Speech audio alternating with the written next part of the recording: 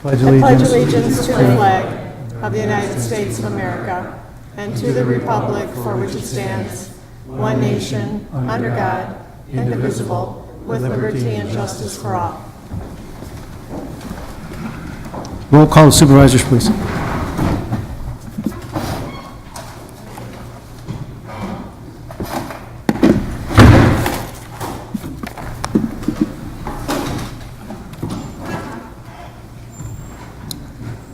County Clerk, we have one. We have Supervisor Holman, O'Day, Berg, Wambolt are excused. Mr. Chairman? And Ron Frederick, can you please finish checking? Yes. Or something, I have a question. Yep. I'd like the court counsel's opinion on whether we need a vice chair. We do not. Are you sure? I mean, what if he wants to pass the gavel? I mean, it's always been my understanding that there should be a vice chair. The rules provide for who can take over. In that instance, I don't believe that individual has to sit in the vice chair's chair for the purposes of the meeting. Okay. Because I think it would be Supervisor Kubicki, because I think he was the last. Correct. Most recent former chair, yes. I think that should be done that way. I mean, especially when, our vice chair's not at these meetings, so. Okay. Thank you. County Clerk.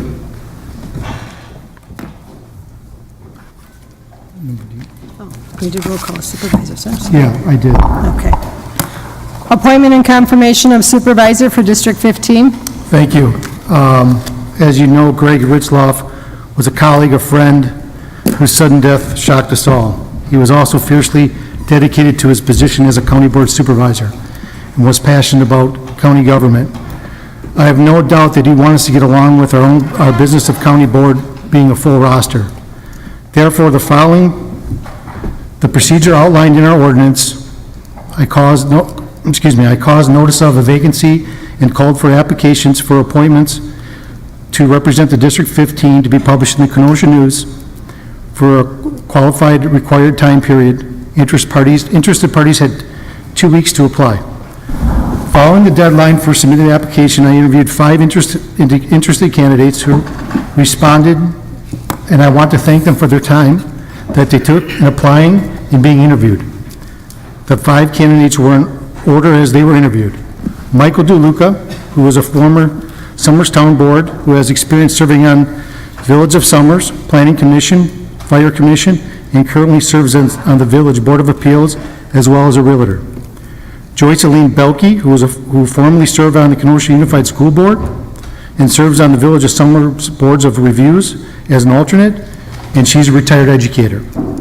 Joseph Cardinelli, who currently serves on the Village of the Summers Board of Trustees and has done so since 2015. He is a board liaison to the Summers Park Committee, which includes responsibilities for developing parks and recreation budget. Esther Roberts was the 4th candidate, who was a candidate in 2018 for the Village of the Summers Board of Trustees. She's a housing specialist inspector for the Kenosha Housing Authority. 5th was Amy Giles Maurer, who served in leadership capacities with the Prairie School in Racine and is CFO of an electronics manufacturing company located in Kenosha. I wish to commend all the applicants and their commitment to their communities and their interest to serve in the public service sector. When I interviewed these individuals, I didn't ask them about political philosophies or beliefs, although some were offered, because I don't think it's relevant to determining who could best serve this position. I asked every candidate what nonpartisan meant to them, because I believe that the board is and must be nonpartisan. After careful and thoughtful review of the qualification of all the candidates, based on the current service, my belief as those characteristics, experience, and skill set will best serve both the board and the residents of the 15th District, I am now appointing Joseph Cardinelli as the 15th District Supervisor. Pursuant to our ordinance, he shall serve until his successor is elected at the nonpartisan spring election next year. I want to commend Mr. Cardinelli, who brought 70 letter of recommendations, who has been here since he applied. He's been to every county board meeting. He's been to finance meetings. I want to thank him for that, for his enthusiasm and his demeanor of wanting to serve his constituents and this county. With that, may I have a motion to approve Supervisor Cardinelli and confirm his appointment of Joseph Cardinelli as supervisor for the 15th district? So it's been moved by Supervisor Rose, second by Supervisor Ron Frederick. Is there any discussion in regards to this? 1 second. Point of information, Yes. Chair. How do I get this in? A week from, or a year from this upcoming. Yes. Yes. There will be a special election this April. Okay, special election. Correct. Say that. Okay. Correct. So the election will be April of 19.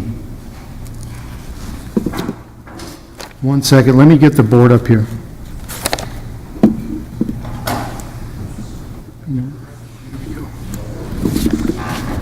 Okay, Supervisor Rodriguez, you have the floor. Thank you, Mr. Chair. You might have to, through the chair to Corp Counsel, you might have to correct my Robert's rules here, but I'd like to make a motion to table this for 2 weeks. As far as I know, no supervisors in this chamber have had an opportunity or were told who the chair would be choosing tonight, and thus none of us have had an opportunity to speak with the applicant. With that, though, I think more important than that, the roughly 7,000 people who live in that district have no idea, unless they're sitting here in this chamber tonight, which I think is clearly evidence of that not being the case, of who their next county supervisor is about to be. You know, I have faith in the chair that, you know, he did his due diligence, but at the very least, I think the constituents of this district should be able to know, you know, not 1 minute before we take a vote on this. Excuse me, Supervisor Rodriguez, let me be clear. There isn't one supervisor that called me and asked me who my applicant was. Okay. I did this afternoon. You didn't ask me who my choice was. You basically, we had a discussion about something. You didn't come out and ask me who my choice was. You're incorrect, sir. And I did not accuse you of any of us saying, reaching out to you. What I simply am saying is, none of us were told who was chosen ahead of time, along with the 7,000 people this person's going to represent. Sure. And you said you did not ask him what his philosophy is, his political philosophy, and I think that's clearly important. Now, and you can go back and you can look at the minutes, you can watch the video. When Kevin Mathewson resigned from the city of Kenosha, when he moved out to Summers, I went there and I spoke. I said, look, he's not even my alderman. But whoever you appoint tonight should closely represent what the people of his district voted for. And now we have before us, you know, someone who is serving his community, and I applaud him for that. But I don't think, you know, I don't think I'd be lying or remiss to say that his political philosophy lines up with Mr. Retzloff's. You're kidding? Yes, sir. State your point. Through the chair to the Corp Counsel, can you have a discussion after you make a motion to table? That is correct. You cannot, it is non-debatable.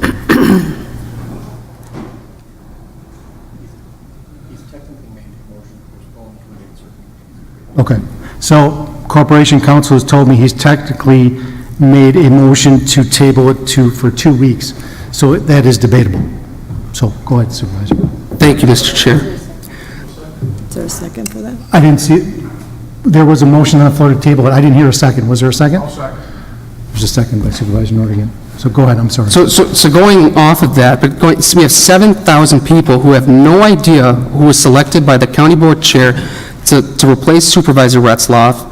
But getting back to Kevin Mathewson, and in that instance, this is important. The people chose somebody, and I don't believe he had an opponent this past cycle, which means he was obviously doing a well enough job for the people in his district to say, you know what, okay, none of us are so bothered by the fact that we're going to run against him. And now we have somebody who, in my opinion, and I think in the opinion of a lot of people in this district, does not represent the philosophy of Mr. Retzloff. This is so incredibly important. If there's another applicant who applied, who the people of Summers rejected this year. And I would, if she was the nominee or whoever you put forward, I'd say the same thing. The people said no to her. Nobody said no enough to Greg to run against him, and now we've got somebody who does not align with Greg, who's before us, and at the very least, I know I haven't had an opportunity to talk to him. I talked with many other supervisors before the meeting. They didn't have an opportunity to talk with them. And if he is a very qualified candidate, and you believe that he is going to be a great filler for this position until the special election, then if I were in your shoes, I would have no problem with a 2-week tabling of this, so we can get an opportunity to talk with him. The people of that district can know who it is, and they can reach out to him and ask him questions. That's all. Thank you, Supervisor.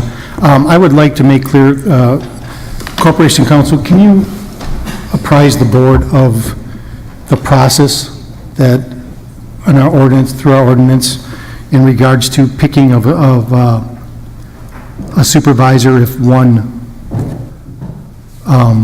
something happens to the seated supervisor, please? Yes. State statute provides that a self-organized county, as Kenosha County is, can set its own procedures for filling a vacancy on the county board. Our ordinance 3.01 sub 5, 3.01 sub G, I apologize, 1G lays out our procedure for so doing. It indicates the time frame for how long somebody would serve, but indicates that the county board chair shall advertise for the position in the county's official publication for legal notices for not less than 5 business days. He or she shall interview all interested candidates and report the qualifications of all such interested persons to the county board, along with the qualifications of his or her appointee, no later than the first county board meeting occurring at least 20 days after the final day the advertisement is published. Thank you. Supervisor Alvarez, you have the floor. Yeah, mine was just a question on the special election. Now, I appointed, when I was county board chairman, 2 people, and I don't remember a special election, so is there a time frame? There is. It's after so many days, and... Correct, yeah. I can read it if you want, but the gist of it is, if the vacancy occurs in an even-numbered year, they serve until the spring election in the odd-numbered year when they are filled by a special election during that spring nonpartisan election. If the vacancy occurs in an an odd-numbered year, they serve out the remainder of the term. So someone would have to run next April for this seat? Correct, yes. And then they'd be in for 1 year. Correct? Correct. Okay. That is Supervisor Alvarez? Well, as long as I have the floor, I will say that I think it's significant that the county board chair has the authority to do this. It's also significant that the county board chair has the experience and knowledge of what it takes to serve in this position. I have certainly always considered and voiced and shown myself to be totally nonpartisan here. And I believe that that is a very important value to a county board supervisor. If the chairman believes in that with this person, and if the chairman has interviewed 5 people, I am certainly going to support the chairman's decision here.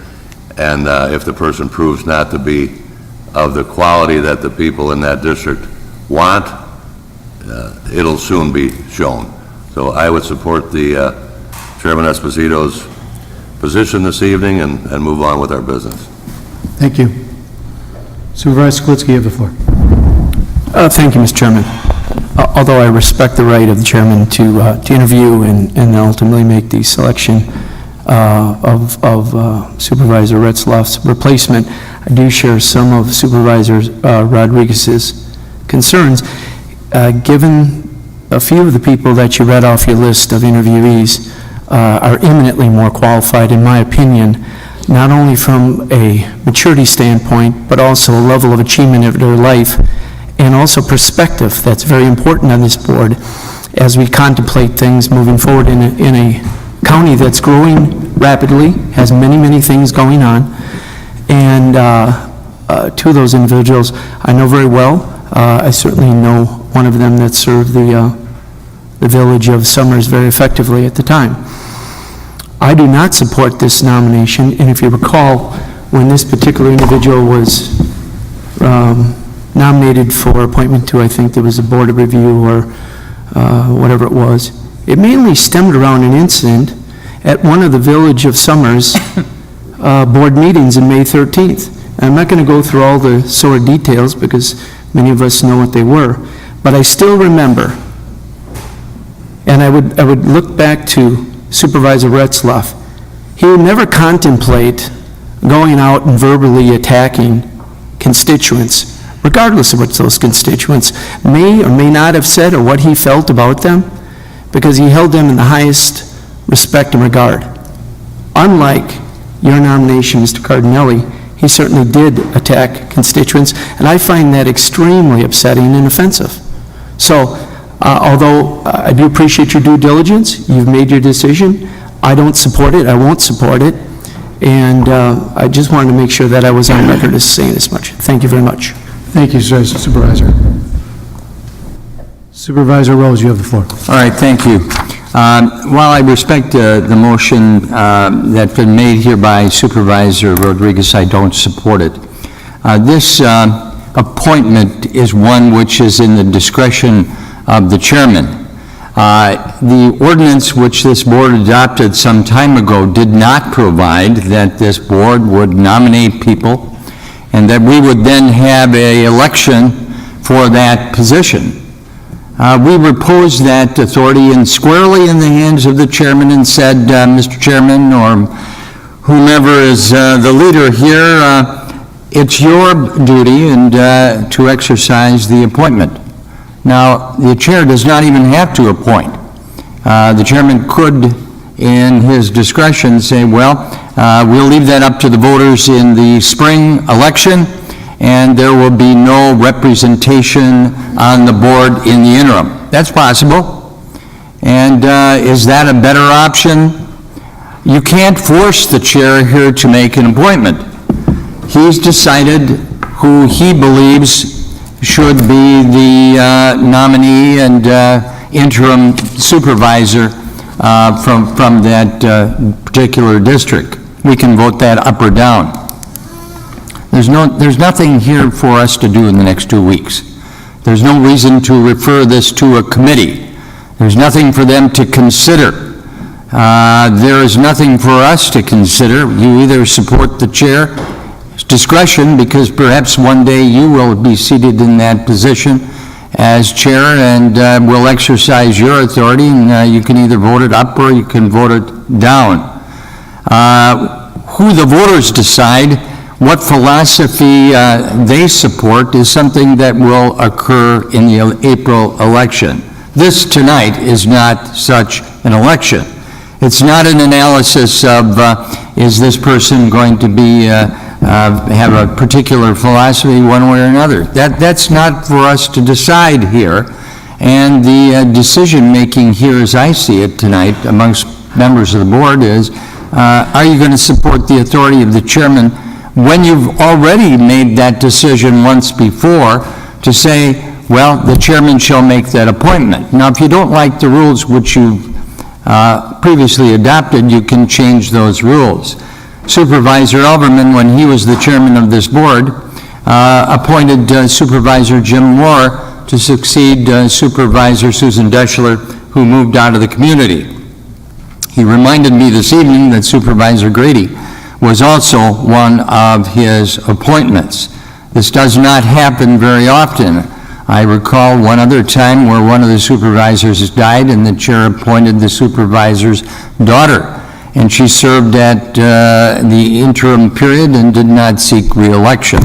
So you have to view this as something very temporary to fill a vacancy, and the voters will decide whether or not that person will continue on if he or she seeks re-election in the spring.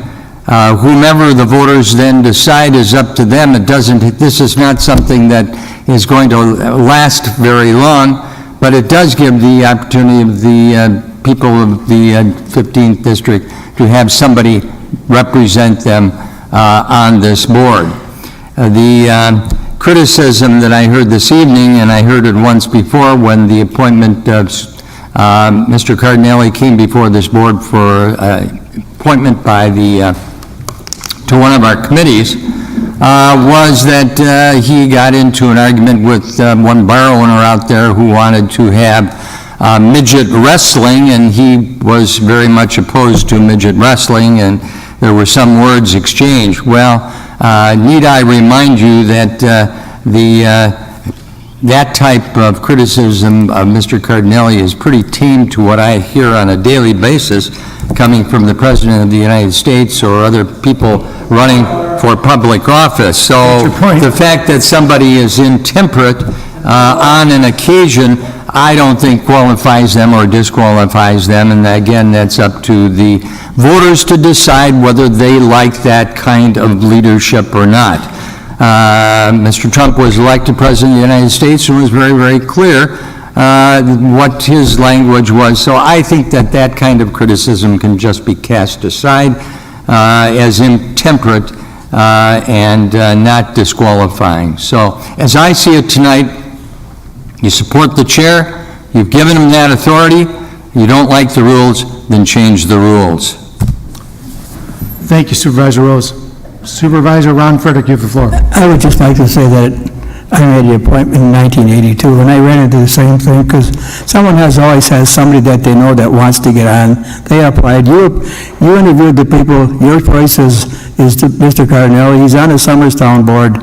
I support your appointment, and I will vote for it tonight, and I hope we can vote this motion down.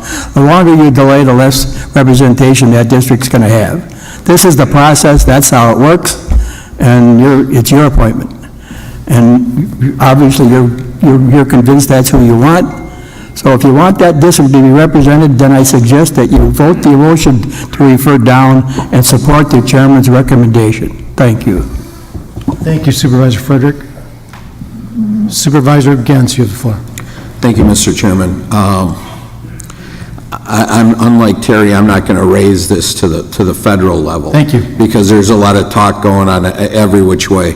But I will say that I did support you for chair of this board, and I respect your opinion, and it is an interim, and I will be supporting that. Thank you. Thank you, Supervisor Gens. Supervisor Boyd Frederick, you have the floor. Thank you. I'm sad to see that this board is going down. It has to be partisan. The chairman didn't even ask the nominees what their political affiliation was, but yet it has to come up in here. This board is supposed to be about public service, not partisanship. That partisanship should be done outside of this board. Thank you, Supervisor Frederick. Supervisor Rodriguez, you have the floor.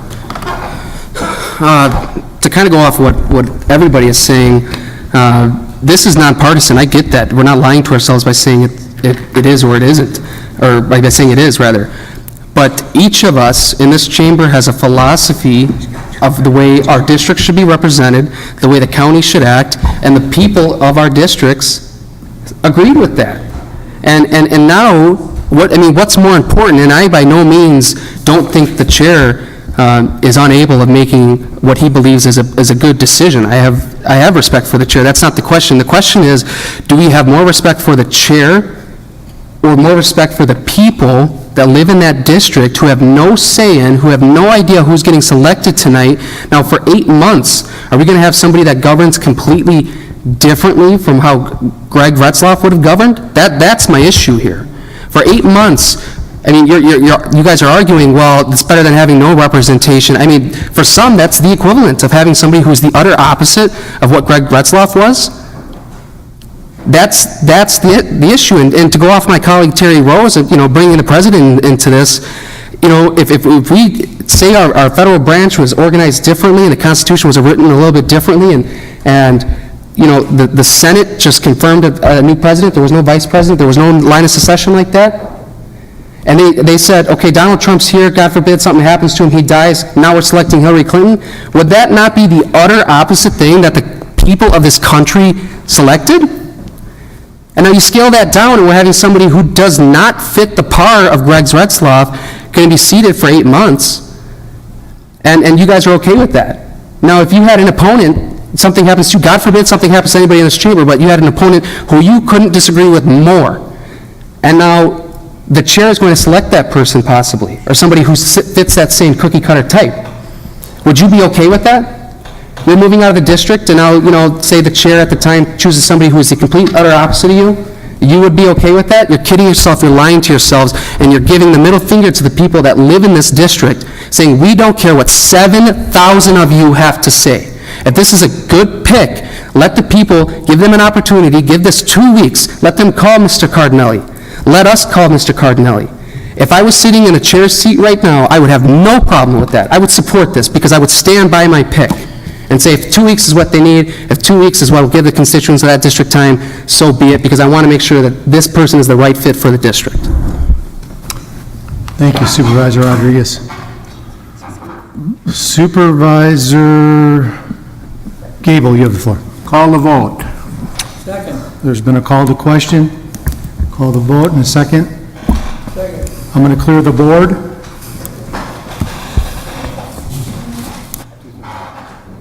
So if you want to issue, the vote is yes.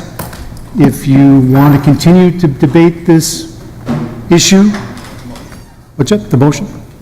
Yeah, the motion to postpone, on the motion to postpone, if you want to close debate on that issue, the motion to postpone, you vote yes. If you want to continue to debate it, you vote no.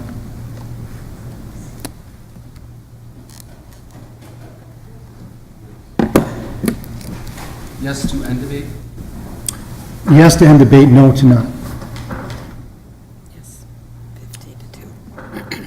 So that passes. So the debate is ended. We are going to now take a vote that on, Tabling it. I'm sorry? On tabling it. Yeah, we're going to take a vote on tabling the resolution that Supervisor Rodriguez came forward with for 2 weeks.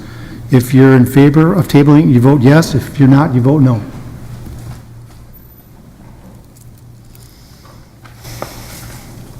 You need 2/3.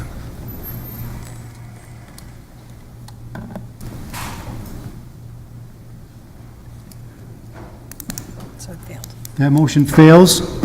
We are on the regular appointment of Joseph Cardinelli. If you are in favor of appointing Joseph Cardinelli on an interim basis to District 15, vote yes. If you are not in favor, vote no.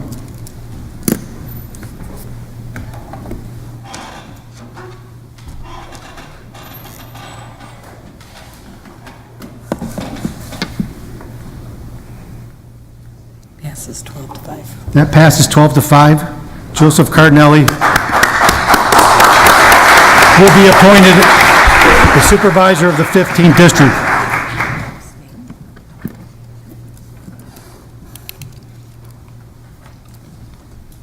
You clear the board. Yes. Can you please send me 70 letters of recommendation to the county board of supervisors for us to read? Absolutely. Thank you. And I got to say, they were from all different types of political interests. So, yeah, it'd be good reading. I'll make sure that gets to every supervisor. I think we'll send it, maybe we'll scan it and send it, because I want to save the taxpayers money. I don't want to, we don't want packets of, it's pretty thick. So, all right, I appreciate that. Thank you. We can send them. Okay. Moving on, we have citizens' comments. Any citizens wishing to speak, state your name and address for the record. You have 5 minutes. Hello, my name is Leah Blau. I live at 8355 57th Avenue, Kenosha. I'm here to speak on the voter registration resolutions that are on your agenda tonight. It's been said that elections are a heart of democracy, and the person's right to vote is central to that, which leads me to the importance of voter registration. Voting is a basic right in this country, but it takes paperwork in almost all states. With millions of new voters turning 18, becoming citizens, changing their names, getting interested in elections, or being released from prison annually, there are huge numbers of folks that need basic education on how to come into our political system. Up to 6 million eligible voters didn't cast votes in the last election because they didn't know how to register or they'd missed a deadline to register. Our current registration process is stacked so firmly in keeping the way things are that we found ourselves, election after election, litigating these issues in discourse rather than policy. A National Voter Registration Day and automatic voter registration would help ensure everyone is ready to go to the polls on Election Day. So much of the political dialogue gets caught up in battleground states, presidential elections, but the reality is that in almost any community in this country in any given year, there is an important election taking place that affects schools, roads, taxes, parks, public safety, and justice, and this also includes county board elections. I urge all the Kenosha County Board Supervisors to please support the National Voter Registration Day and the automatic voter registration resolutions. Everybody deserves to have their voice heard. Thank you. Thank you. Any other citizens' comments? Please state your name and address for the record, please. My name is Lori Hawkins. I live at 18513 102nd Street, Bristol. I'd like to begin by thanking Supervisor Franco for preparing the resolutions pertaining to National Voter Registration Day and automatic voter registration, and to those supervisors who recognized the importance of these resolutions by approving them. The right to vote in this country is a privilege that in other countries people have died for.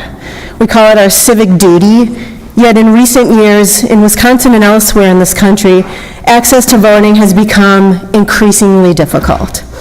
Automatic voter registration is present today in 13 states so far, which is over a fifth of the U.S.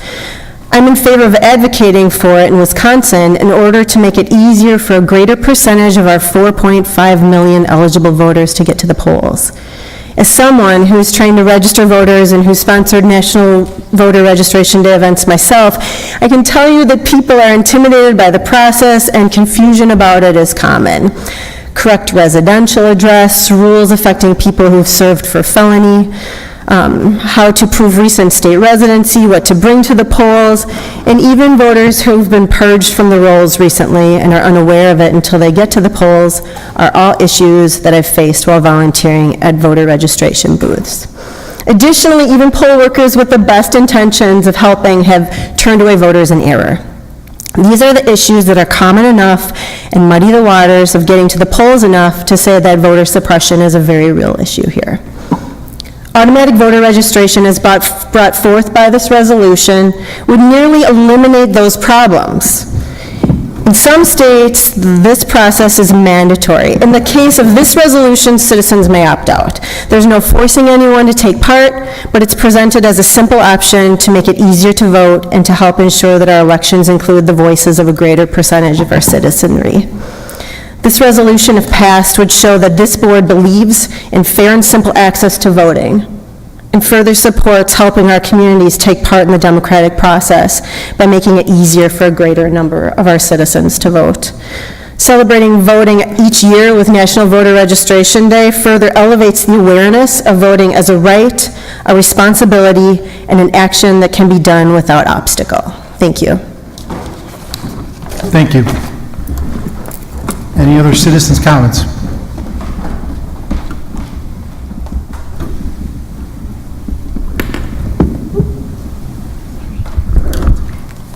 Hello. State your name and address for the record, please. You have 5 minutes. My name is Christine Feldy. I live at 9038 Lakeshore Drive in Pleasant Prairie. And I brought my official election inspector binder. And I can tell you, after working at the polls in the village for 8 years, that same-day registration, although it's wonderful and convenient, is very stressful to the people registering and the people who are registering them. They have limited training, not as familiar with the legal documents, not necessarily familiar with electronic documents which can now be used to verify your residence or age, et cetera. So I am here to support the resolution to have the, when you get a driver's license or a state ID, you're automatically registered to vote. It's that simple. There's really no point in having different employees of the government, of the state, repeating the same steps over and over again. That saves money. So that's my comment. Thank you. Any other citizens wishing to speak? Please state your name and address for the record. You will have 5 minutes. I'm Gina Walkington. My address is 18916 116th Street in Bristol. So I think that we can all agree that our current voter registration system is flawed. As of 2012, approximately 24 million, which is 1 of every 8, voter registrations in the United States are no longer valid or are significantly inaccurate. Of those 24 million registrations, more than 1.8 million are deceased, and approximately 2.75 million people have registrations in more than one state. In addition, there were an estimated of 51 million eligible voters who remain unregistered, and that is nearly 24% of the eligible voting population. So Wisconsin's solution to that problem with our voter rolls was to pass a law requiring voters to present identification when voting. Voter ID laws add to the cost, both monetary and time, for both taxpayers and citizens who wish to vote. Obtaining documents needed to obtain an ID, like a birth certificate or a marriage certificate, can be insurmountable to those without financial resources and transportation. The costs of implementing voter ID laws are not just the burden of would-be voters or taxpayers. A report by the National Conference of State Legislators indicated that along with state agencies, local governments would incur much of the expense resulting from the implementation of these laws. Free IDs, voter education and outreach, new technology, additional provisional ballots, training of poll workers, and wages are all necessary to implement voter ID laws, and they're costly. On top of all of that, 200,000 eligible voters in Wisconsin were unable to vote in 2016 because they didn't possess the correct type of voter ID.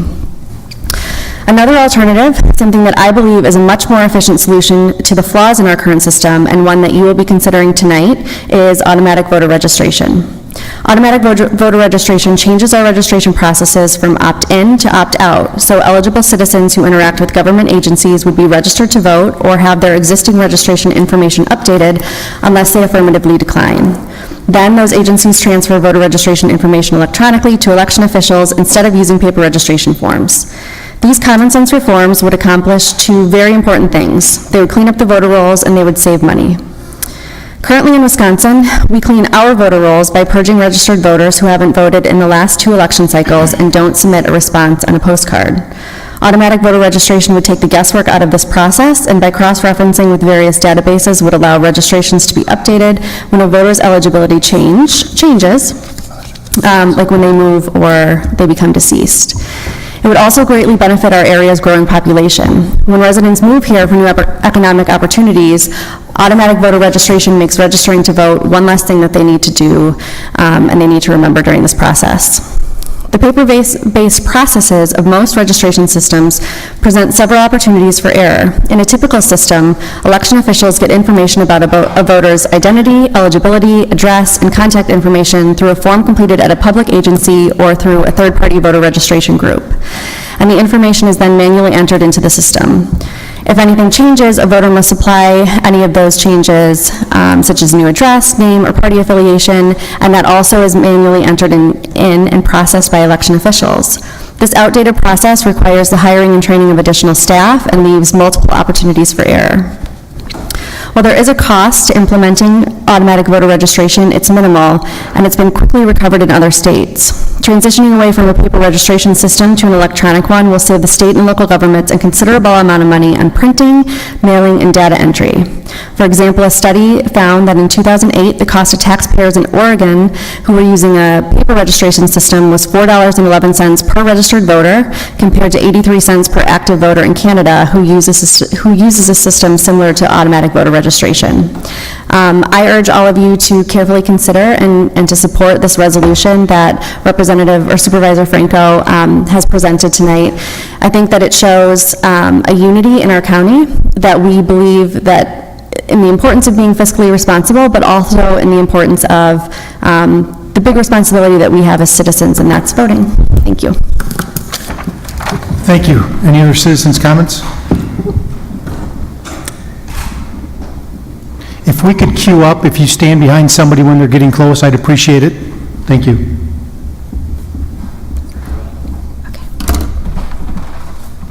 Please state your name and address for the record. Thank you.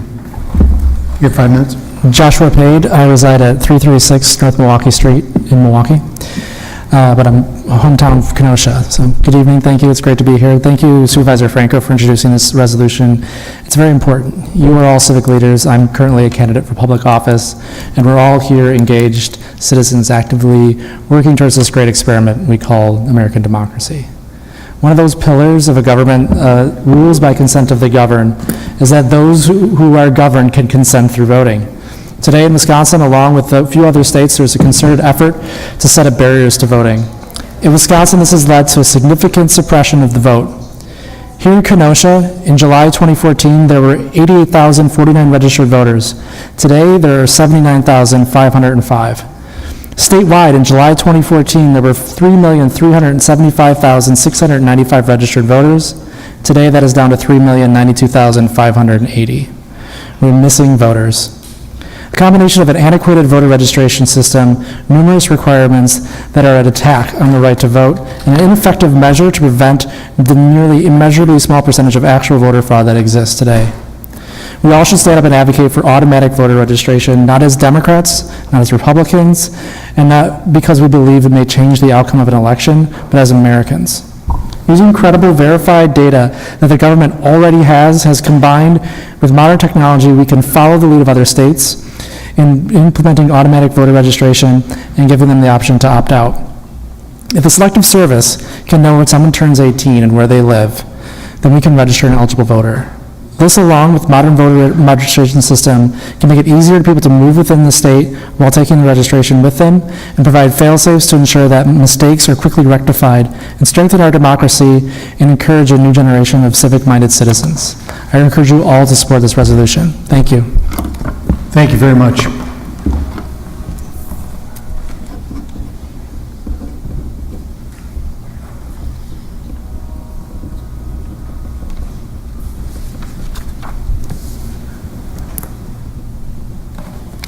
Good evening. Please state your name and address for the record. You have 5 I'm minutes. Diane Costello, 7111 21st Avenue, right next to the beautiful Lincoln Park.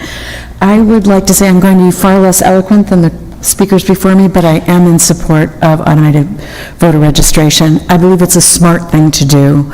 I think we can increase the amount of people that will actively participate in our government, at the same time saving ourselves money and effort. So I believe that a system that's cost-effective, such as this one, would be very important for us to support. I want you all to consider it, please. Thank you. Thank you. Any other citizens' comments? Welcome, Mr. Clark. Thank you. State your name and address for the record. Joe For Clark. 5 minutes. Joe Clark, 4862 105th Place, Pleasant Prairie, Wisconsin. I didn't intend on speaking on the Cardinelli appointment, but I will. If maturity and accomplishment were prerequisites for running for office or being in office, some people probably wouldn't be here. I congratulate you on the process. I congratulate Mr. Cardinelli for his willingness to step up, and he certainly is a known commodity in the village of Summers. The reason that I came here to speak was to talk about the levy cap resolution, and I know there was some debate that I read in the paper, and I tried to do some research, and I want to point out that the county website has the last minutes posted of April 19th, 2018. I would anticipate, as a citizen, that any minutes that are approved tonight are on the website by Friday or Monday at the latest. It's unacceptable. Yes, sir. So the levy cap resolution, I ran for the county board in 2002, and one of the things that I ran on was a historical levy increase of over 7%, almost 8%. I felt that was unacceptable, and that was one of my main motivations to run for the county board. At that time, the thought process was, what's the CPI, what's the new growth? And so everybody's going to feel a normal increase in their taxes. Before Scott Walker, before Act 10, In 2003, I introduced this levy cap resolution. This levy cap resolution, if I look back over my years on the county board, was probably one of the most impactful resolutions that was introduced. The record is clear, it works. What are the best practices? You know, as an accountant, you look at best practices, and I was reading some articles, Harvard Review, and Article 4 Ways to Build a Better Budget. Number 1, set the expectation in advance of allocation of resources. Number 1. Government Financial Officers Association, development of organizational goals. That's the board of directors. That's the county board. Not only, it shouldn't be just a discussion as to what the levy cap is, but what are the budget priorities.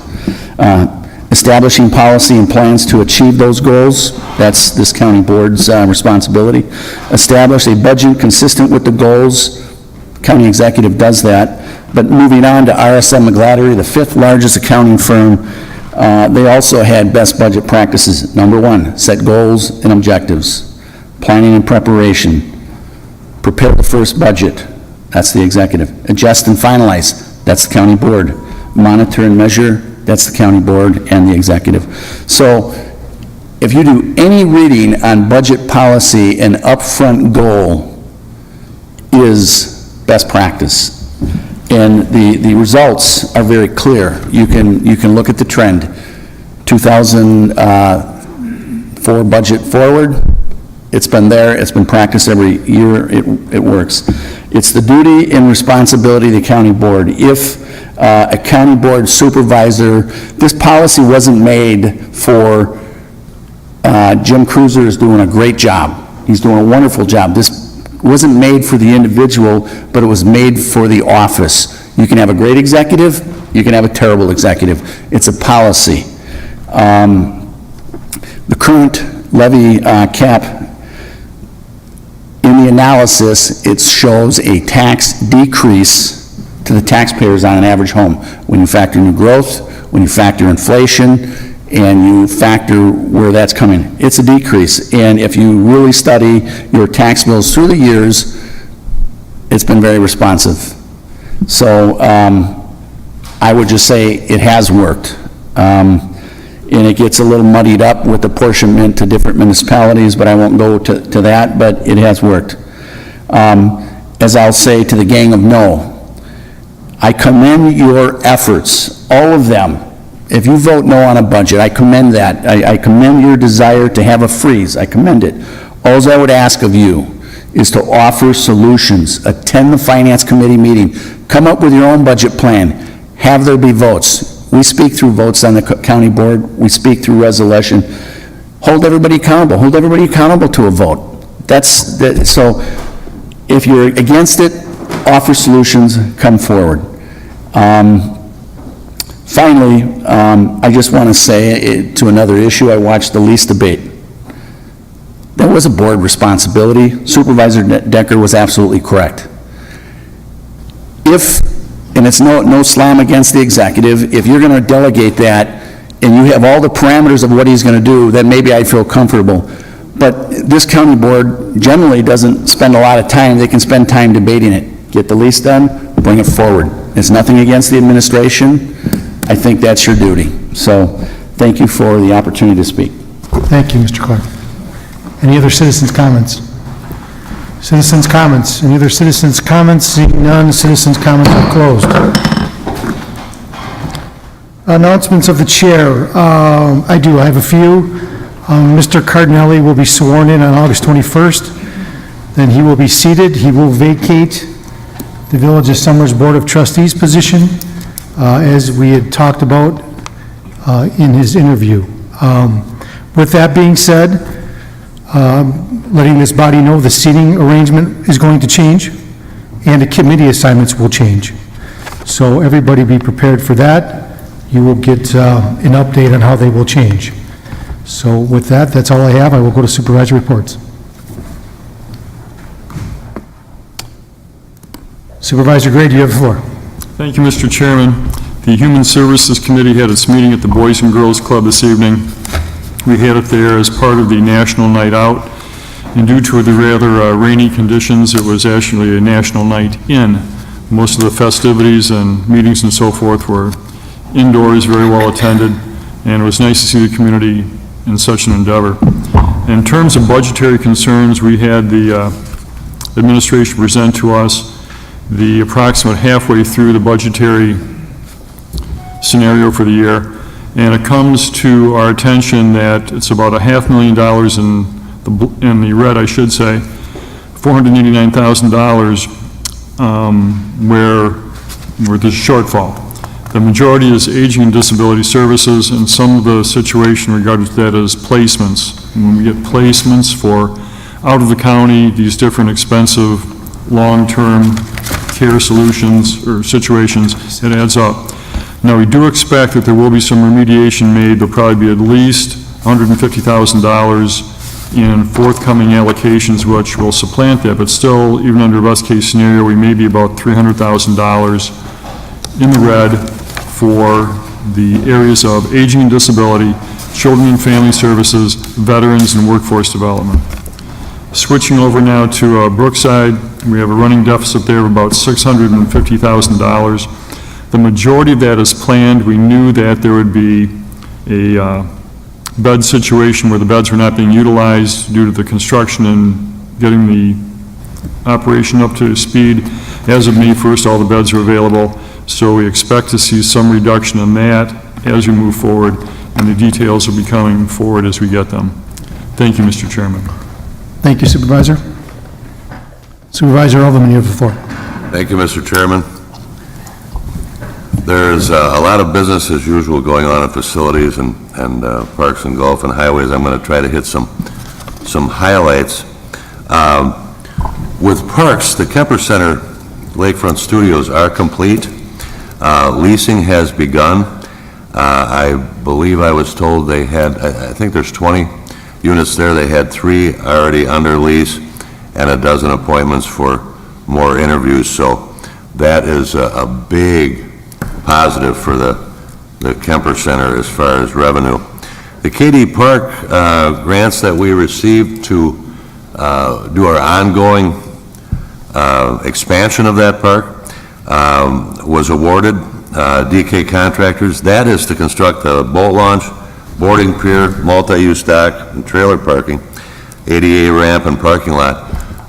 The boat launch will be solely for non-motorized motors, kayaks, and our dive teams, Kenosha County dive teams. So it will be capable of larger boats, but it will just be for that use, for practicing for our dive teams. The biggest upcoming event for parks is a picnic in the park. If you remember last year, we celebrated our 90th anniversary, and we are bringing back the picnic in the park. It's going to be centered at the beer garden there. August 11th from 12 to 8:30, culminating in fireworks. Just as last year, there'll be all kind of free activities for children. There will be fireworks. There will be numerous vendors there and community groups selling, feeding, and entertaining. I think last year I started to sound a little bit of an alarm on our costs going up on bids, construction that we're going to do. I've talked a little earlier this year about us sitting a little bit on the sidelines, but thankfully most of our major projects were completed. We're starting to see this. One item that we have to complete this year is the HVAC at the courthouse. It's in need of replacement. We've known this. We budgeted $539,000 for that project. A low bid of 2 bids, and many bidders that we used to see on these projects that we didn't see.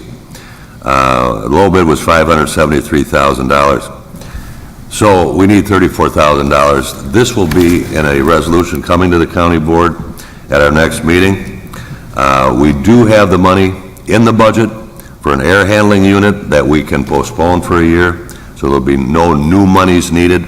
I wanted to forewarn you at our next meeting, you will have that resolution.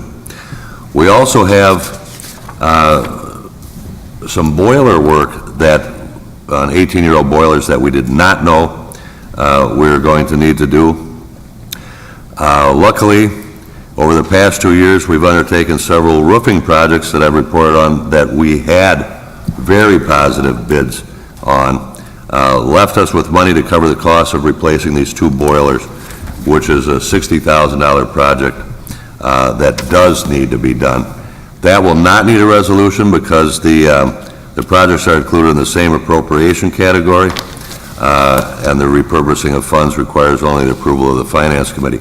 But I want everyone to be aware that we are seeing things change a little bit in the projects that we're bidding on. A major project in the Highway Department for Highway W, sheeting and riprap placement to protect a road that is dangerously close to caving in. Our low bidder was from the state of Minnesota. First time they'd ever done work in this area.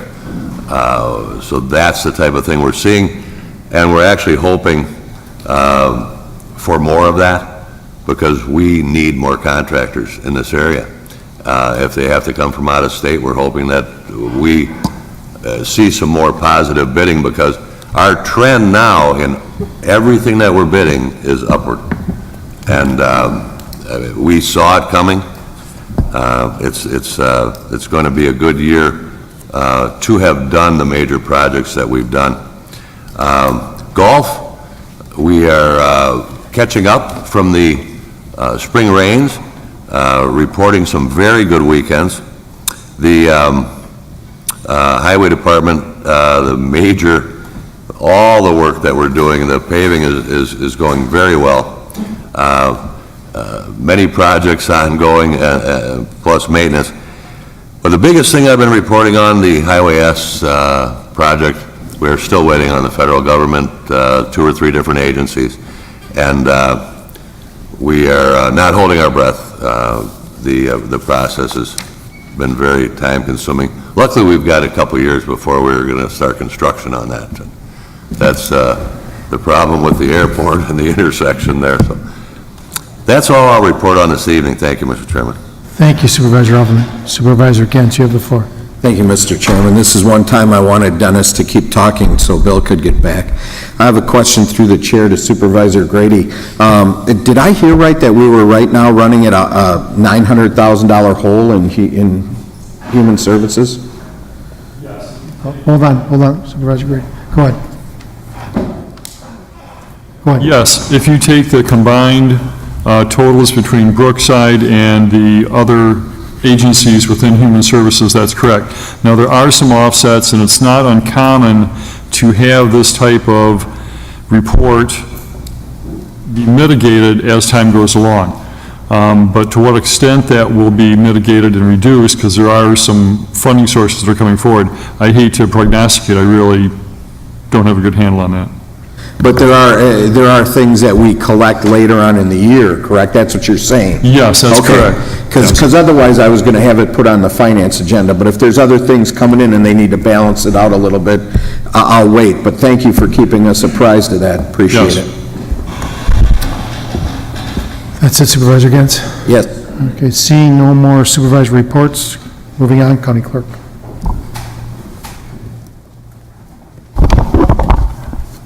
Old business ordinance, second reading, 2 required, from Planning, Development, and Extension Education Committee, an ordinance regarding proposed amendments to the Kenosha County General Zoning and Shoreland Floodplain Zoning Ordinance, modifying existing sections to better reflect accepted standards and practices, adding new sections to codify existing policies, and adding large, small wind energy requirements as set forth by 66.04014G of Wisconsin State statutes, being no more restrictive than rules promulgated under 196.3784GB of Wisconsin State statutes. Thank you, Supervisor Decker, you have the floor.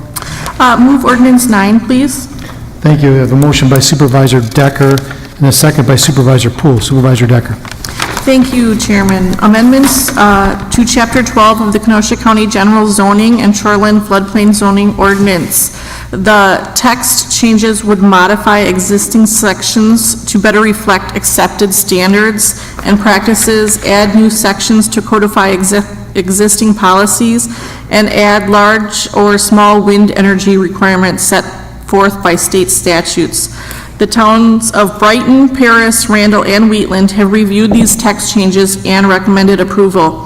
And then the Planning, Development, and Extension Education Committee reviewed this item on our July 11th, 2018 meeting and recommends approval this evening. Thank you. Seeing no discussion, all those in favor say aye. Aye. Any opposed? Ordinance passes. Ordinance 10 from the Planning, Development, and Extension Education Committee, an ordinance amendment to the text of the Kenosha County Stormwater Management, Erosion Control, and Illicit Discharge Ordinance. The proposed text will allow alternate forms of financial assurance than what currently exist. Decker, yes. Skalitsky, yes. Poole, yes. Nordigan, yes. Rodriguez, yes. And ordinance 9 was also the exact same roll call vote. Okay, thank you. Supervisor Decker, you have the floor. I believe I think that roll call vote is incorrect on ordinance 10. Michael? I think Supervisor Rodriguez voted against it? Yeah, the second. On the second one, yes. Let the record show that Supervisor Rodriguez was a no on ordinance number 10. Okay, Supervisor? Move ordinance 10, Okay, please. thank you. So I have a motion by Supervisor Decker and a second by Supervisor Nordigan. Supervisor Decker. The amendments to Chapter 17 of the Kenosha County Stormwater Management, Erosion Control, and Illicit Discharge Ordinance. The proposed text would allow alternate forms of financial assurance in addition to current options, creating more flexibility for applicants. The Planning, Development, and Extension Education Committee reviewed this item on our July 11, 2018 meeting and recommended approval. Thank you. Any discussion in regard to this ordinance? Seeing none, all those in favor say aye. Aye. Any opposed? Nay. Ordinance passes. Resolution 23 from the Judiciary and Law and Finance and Administration Committees, a 2018 resolution to recognize expected revenue from Wisconsin Department of Transportation traffic mitigation for I-94 freeway project. Judiciary and Law, Boyd Frederick, yes. Wamble, yes. Celebrity, yes. Uhas, yes. Finance, Rose, yes. Ron Frederick excused. Gable, yes. Gens, yes. Kubicki, yes. O'Day excused. Supervisor Rose, you have the floor. I would move the resolution. I have a motion by Supervisor Rose and a second by Supervisor Boyd Frederick. Supervisor Rose. This resolution is quite standard, where the Sheriff's Department receives money from the Wisconsin Department of Transportation for traffic control assistance on I-94. With construction there, they are busy. The total reimbursement here is some $50,000. There are no additional funds necessary from our county budget or from the general fund, and this is a recognition of the money being from the Department of Transportation for that traffic control assistance for the Sheriff's Department, which goes to pay wages and overtime. Thank you, Supervisor Rose. Seeing no discussion on this issue, all those in favor say aye. Aye. Any opposed? Resolution passes. Resolution 24 from the Judiciary and Law and Finance and Administration Committees, 2018 recognized revenue and expenditures for law enforcement services at the Los Pinos event, Town of Brighton, May 27th, 2018. Judiciary and Law, Boyd Frederick, yes. Wambolt, Supervisor Wambolt here? No. He's not checked off. Does anyone from Judiciary and Law know how he voted? You voted yes. You voted yes. Thank you. Wambolt, yes. Celebrity, yes. Uhas, yes. Finance and Administration, Rose, yes. Ron Frederick excused. O'Day excused. Mike Gable, yes. Gens, yes. Kubicki, yes. Supervisor Rose. Move the resolution. 24. I have a motion by Supervisor Rose, a second by Supervisor Frederick. Supervisor Rose. The resolution before you has been reviewed by both the Judiciary Law as well as the Finance Committee. Again, it recognizes certain revenues to be added to the budget for the event set forth.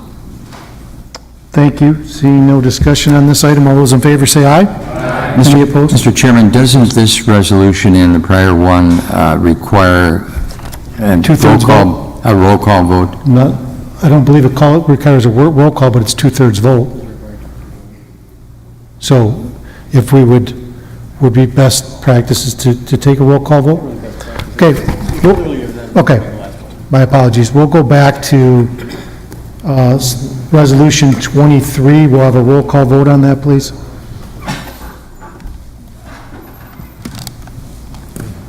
If you're in favor of the resolution, yes. If you're not, no. Just a second to set it up.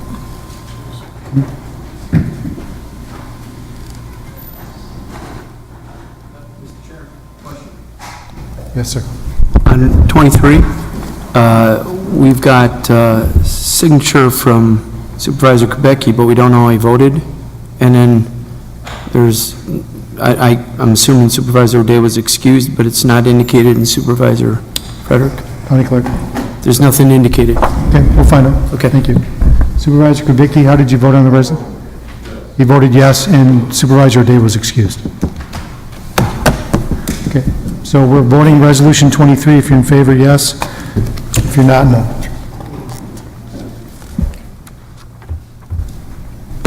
Resolution passes. Thank you. And we will now vote on Resolution 24. Yes, and if you're in favor, no if you're not.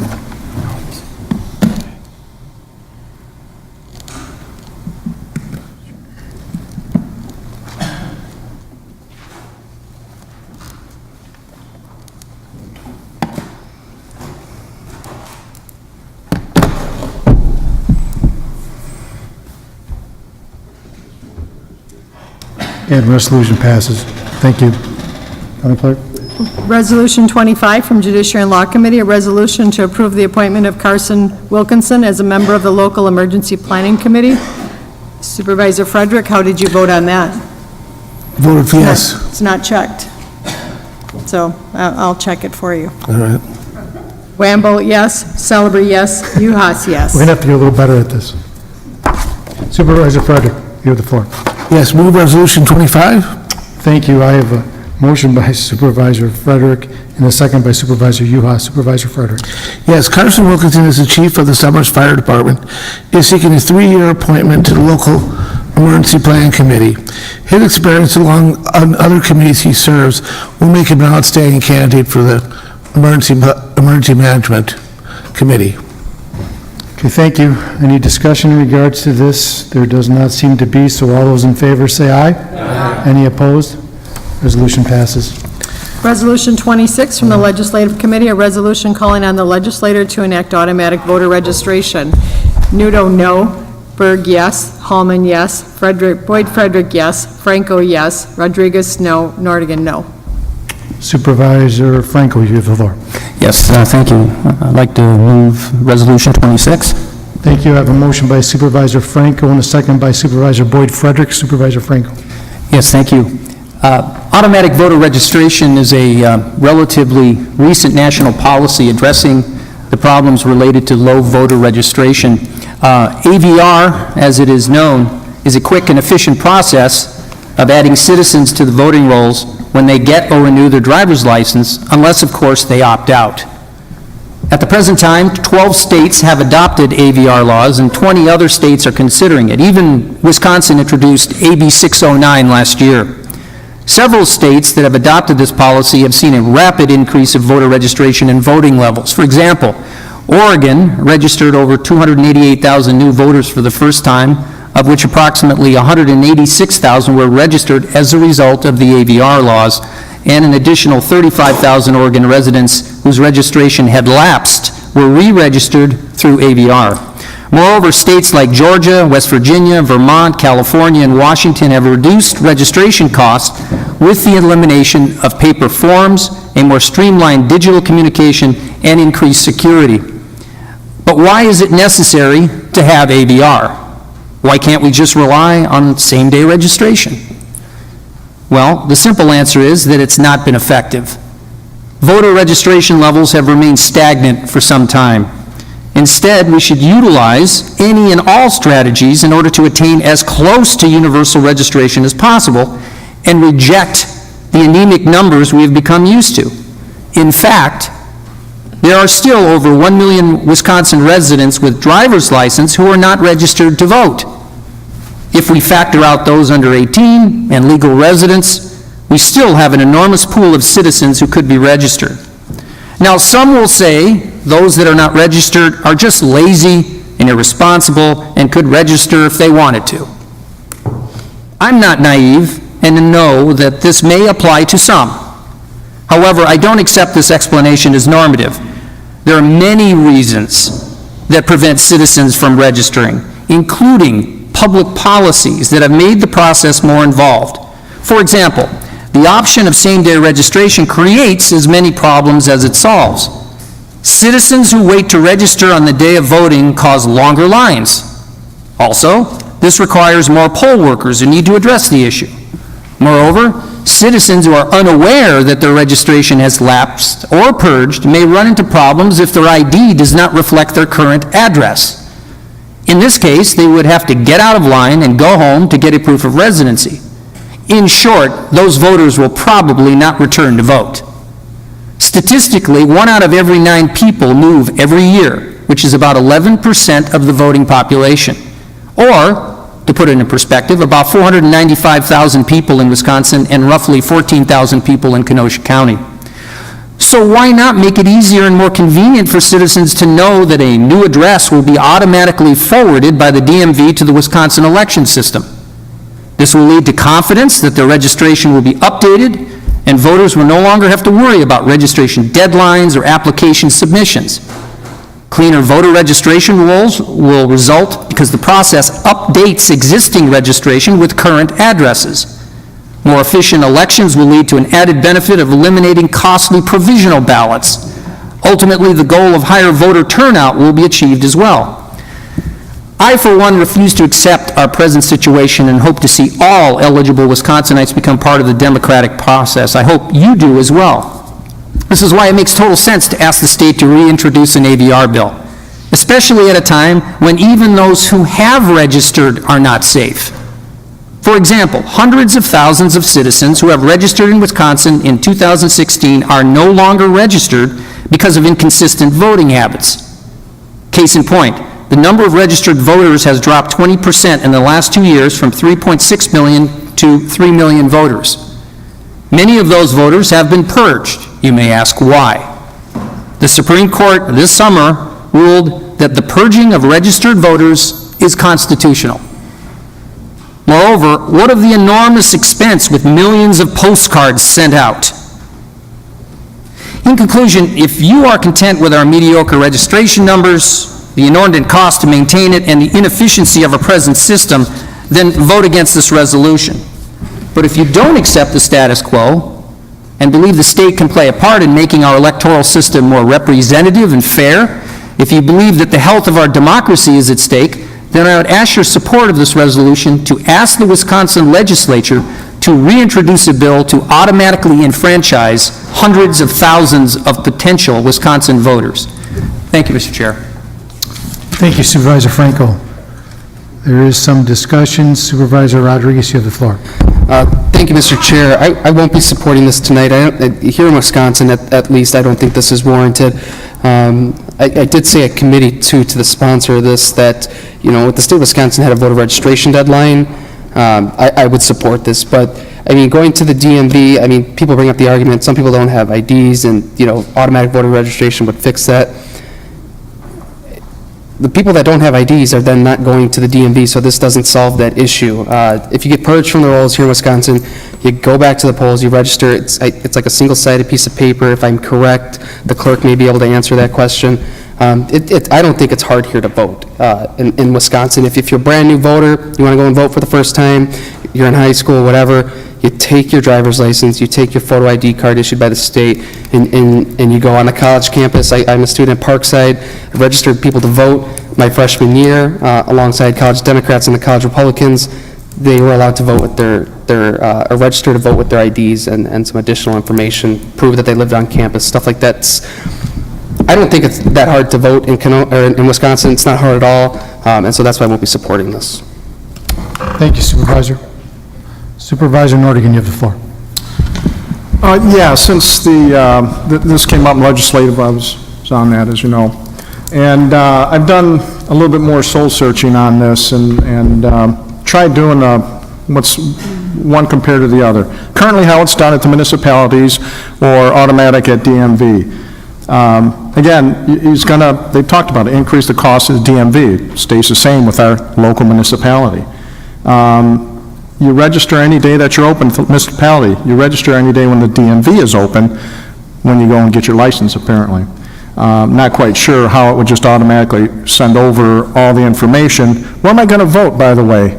I'm coming from out west. I'm going to come down to the DMV here. You're going to tell me how and where I'm going to vote? I doubt it, because those people aren't going to be as well versed in helping the voter out. This is what we're trying to do. You can register the day you voted, as Supervisor Rodriguez had mentioned. What if I'm getting my license on the day that the vote is? I may miss voting because I went and got my license updated. Where if I can just show the fact that I have a license, where my current address is, I go to my local municipality or my voting station, poll station, I vote there. It's efficient, it's easy, and there's no waiting. Basically, yeah, if you're going to go on the day of voting, I'm guaranteeing, they are correct, that it's going to take longer. But voting is an act of wanting to do it. The same with registering. It's an act of wanting to do it. Just because you get registered, you're not going to necessarily go out and vote. And I don't think we're holding anyone back from registering the current way we're doing it.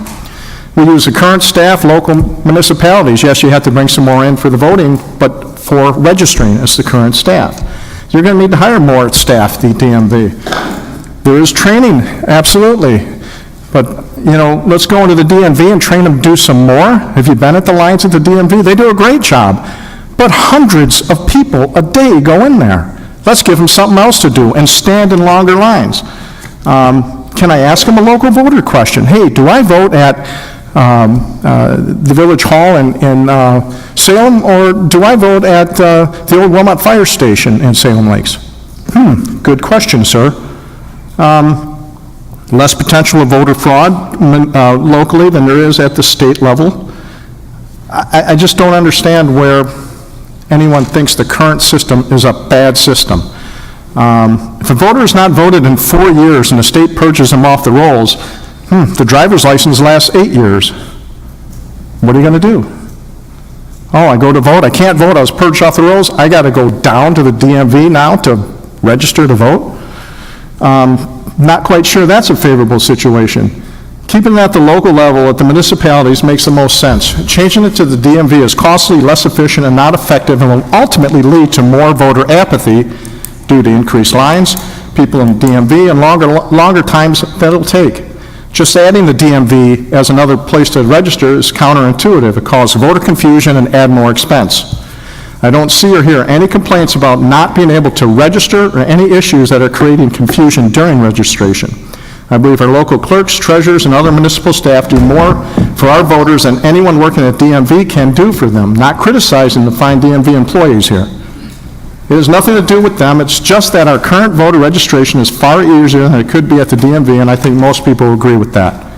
I will vote this down based on the criteria above and believe if we want more voter participation, we need to have more for them to get behind and passionate about and something to vote for. Thank you. Thank you, Supervisor Nordigan. Supervisor Boyd Frederick, you have the floor. First of all, this goes back to 1993 with the motor voter bill that was signed back by President Clinton. Also, the DMV would not be doing a whole lot of work. When you get your license, you get registered to vote. And then the argument of photo ID goes away because they'll have a photo ID right from the DMV and then they're registered to vote. We don't have to worry about educating the voter at the DMV. Once they get registered to vote, then there won't be so many long lines on Election Day. It'll create an opportunity for others. Thank you.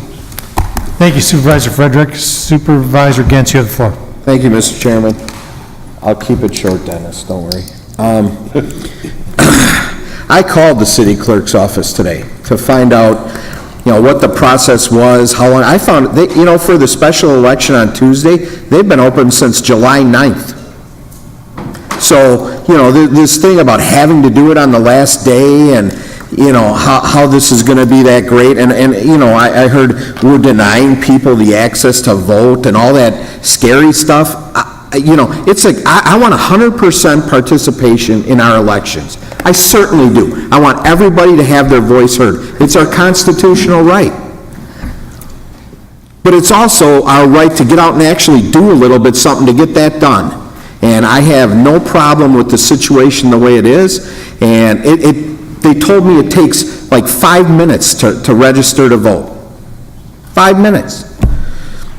I don't see the need for this. Thank you. Thank you, Supervisor Gens. Supervisor Rodriguez, you have the floor. I just want to add a few things that I missed my first time around. When I went to vote for the first time, after I turned 18, I went straight to the polls. I knew I could register to vote, and this argument of it makes lines longer, I want to tell you, not one person that was already registered to vote had to wait for me to register to vote before they could vote. You register to vote, you go to the table, whatever ward you are, at least here in the city, they get you a ballot, you go on and so forth. And the argument that this also solves the voter ID issue, the argument behind that is, those of us in the community, those in the community that are indigent or don't have these resources, this still does not solve those issues. Because, you still need those same documents to go get your driver's license at the DMV. So how is AVR supposed to solve that issue of people not having an ID? It doesn't. Those people are still, they still have no solution to the problem. And so that's why, again, I'm voting against this. Thank you, Supervisor Rodriguez. Supervisor Uhas, you have the floor. Thank you, Mr. Chairman. I as well called around to different municipalities and talked to clerks, and they too indicated that it's a very short process. And many clerks are encouraging voters to go to My Vote Wisconsin. They can online enter your social security card, your driver's license, and you can be registered as well. So it's not even the fact that you have to go down to your clerk's office anymore to vote. You can do it online. So there is a convenience as well there. Our voting rights are sacred and a piece of what makes America so special. I was elected to ensure that the roads are paved, our sheriff's department is supported, our residents at Brookside and Willowbrook are given the care they require, and to ensure other services we provide on a daily basis to our residents in Kenosha County continue to remain available. The issue of automatic voter registration is one for resolution by our state legislature and not for this county board. Therefore, I will not be supporting it this evening. Thank you, Supervisor Uhas. Supervisor Sklitsky, you have the floor. Thank you, Mr. Chair. In probably over the 20 years that I've been going to the Village Hall Summers to vote, I've never been delayed by anybody registering on site. In fact, when my daughter finally turned 18, I took her and she voted there. It didn't take 5 minutes, probably took about a minute and a half. The reason that there's as many people unregistered is because they choose to be unregistered.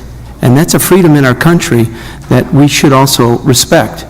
People automatically, and put it this way, just because you're getting your driver's license doesn't mean that you're going to vote or that you want to be registered to vote or put on some government list. We should allow them to have that choice, and if they are going to follow through with their civic duty, that it takes a little bit of effort to go ahead and do it. I have never met anybody in my district or where I go to vote in the elections that has indicated to me they've been disenfranchised or disallowed to be able to register to vote easily.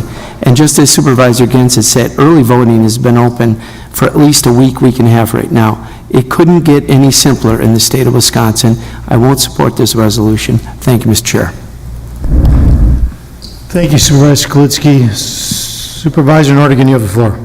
Yeah, I just wanted to bring up one more thing. At the legislative meeting, Supervisor Frankel had passed out the information about Oregon and how their registration, voter turnout in the state, I guess it was, 2012, it went from 64% in 2016 to 68%.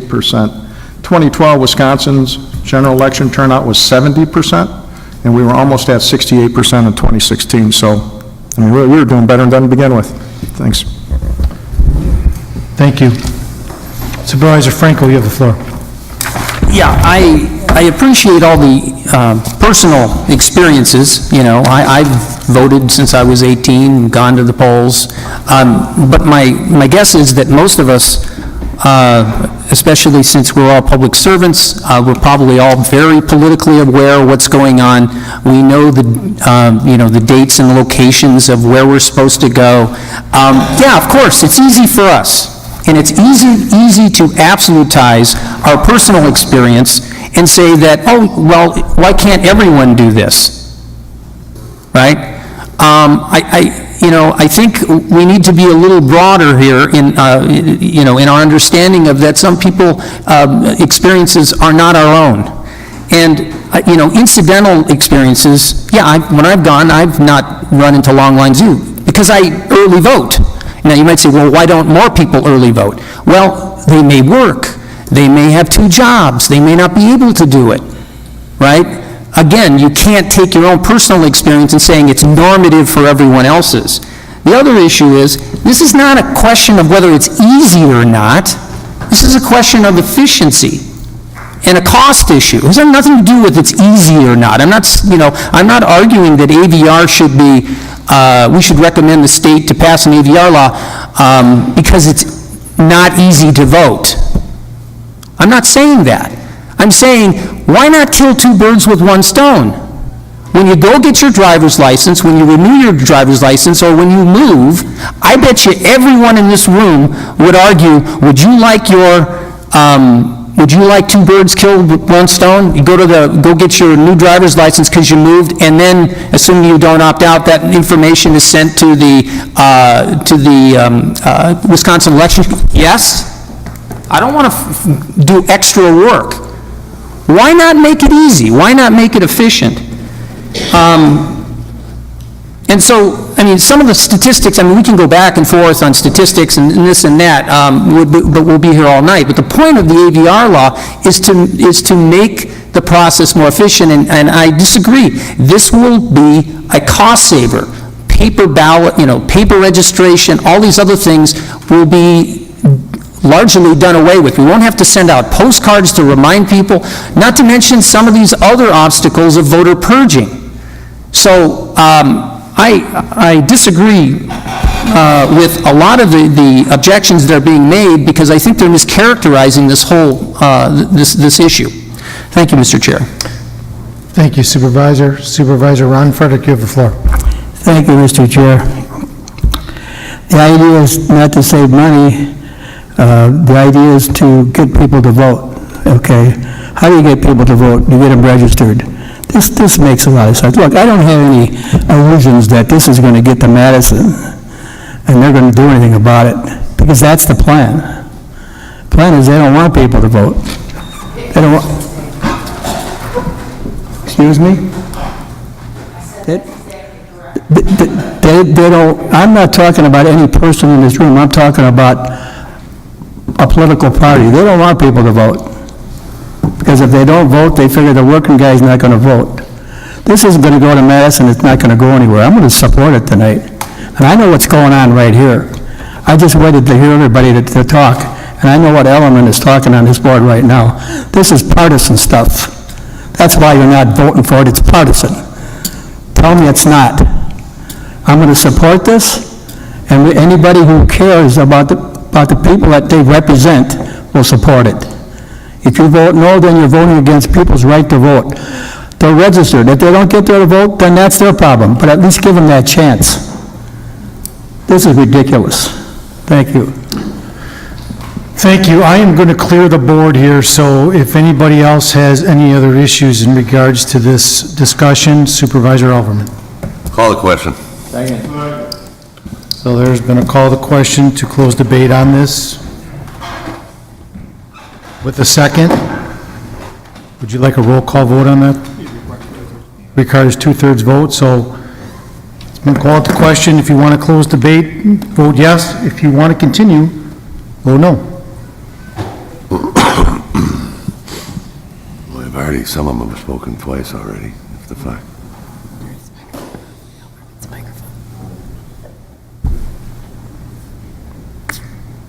Debate is closed. Now we will be voting on the original resolution. There's a roll call that's been requested. So vote yes if you're in favor of the resolution, vote no if you're not.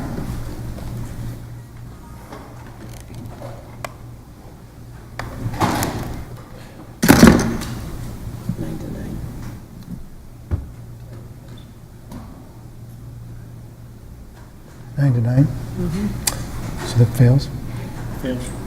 So that resolution fails. It's a tie 9 to 9. Moving on.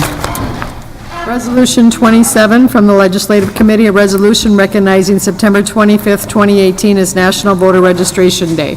Nudo, yes. Berg, yes. Hallman, yes. Boyd Frederick, yes. Franco, yes. Rodriguez, yes. Nordigan, yes. Supervisor Nudo, you have the floor. Move Resolution 27. Thank you. I have a motion by Supervisor Nudo and a second by Supervisor Franco. Supervisor Nudo.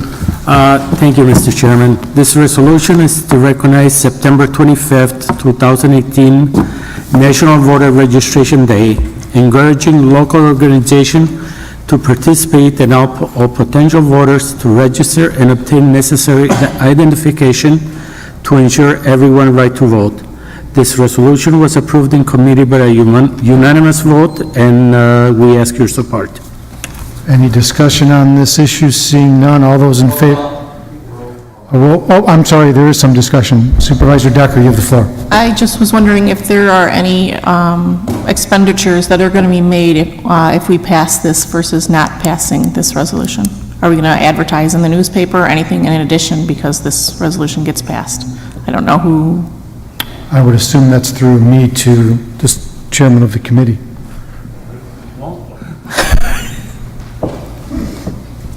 I'm not really sure. I'll defer that to the person that made the, present the resolution. Hold on, Supervisor Franco. Okay, well, Supervisor Decker, Supervisor Franco, can you answer that question for? Yeah, frankly, I haven't thought that far ahead yet. Yes, it could very well. I mean, I had planned, assuming it passes, to talk to the county exec and, the powers that be and see what sort of, if we can have an event of some sort on that day, or maybe advertise, but I haven't really thought that far ahead, so. Okay, so you don't. Potentially, yes. I mean, they very well might cost something. How much, I don't know how that's going to work, but, I'm waiting for the vote first, so. Okay, so there could be a cost associated with passing this, okay? Because of that, I'm going to vote against this resolution. Thank you. Okay, thank you. Supervisor Rose, you have the floor. There is nothing in the budget that right now could be used for that purpose that I'm aware of. Okay. Thank you. Supervisor Rodriguez, you have the floor. I'm going to support this tonight. I encourage all my colleagues to support this. I think we all in here agree that it's important that everybody votes. If I had it my way, I would make Election Day nationwide a holiday. People get the day off, go vote. That's the deal. So, but that's all. Thank you, Mr. Chair. Thank you. I'm going to clear the board. Any more discussion on this issue? There's been a roll call that's requested. So yes, if you're in favor of the resolution, no if you're not.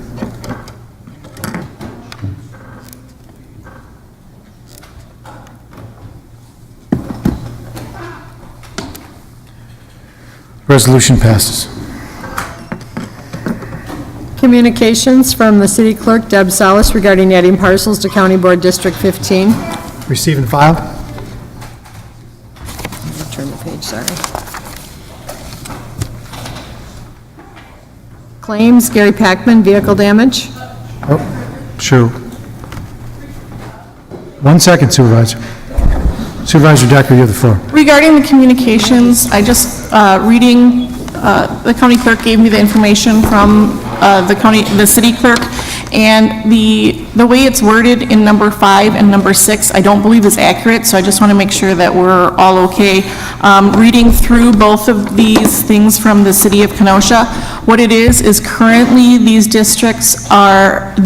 parcels are in County Board Supervisor District 15, the town of Summers, and when the city of Kenosha annexes these parcels, or whatever, takes them into the city, then they will become part of the city of Kenosha. And one of them is going to be Ward 92, and one is going to be Ward 101. I tried to look up while we were sitting here what supervisor districts those would be. I couldn't find them. So my understanding when I was on the redistricting committee in 2012, what I was told is city county board supervisor districts cannot cross into other municipal lines. So these two parcels are no longer going to be in in Supervisor, or District 15, and they will be in a city ward. And so this actually isn't worded correctly, I don't believe. So I don't know if that makes a difference for legally postings and things like that. We'll follow up with information and see what needs to be done. Okay, thank you very much. Thank you. You're okay, Supervisor Decker? Okay, thank you. 6,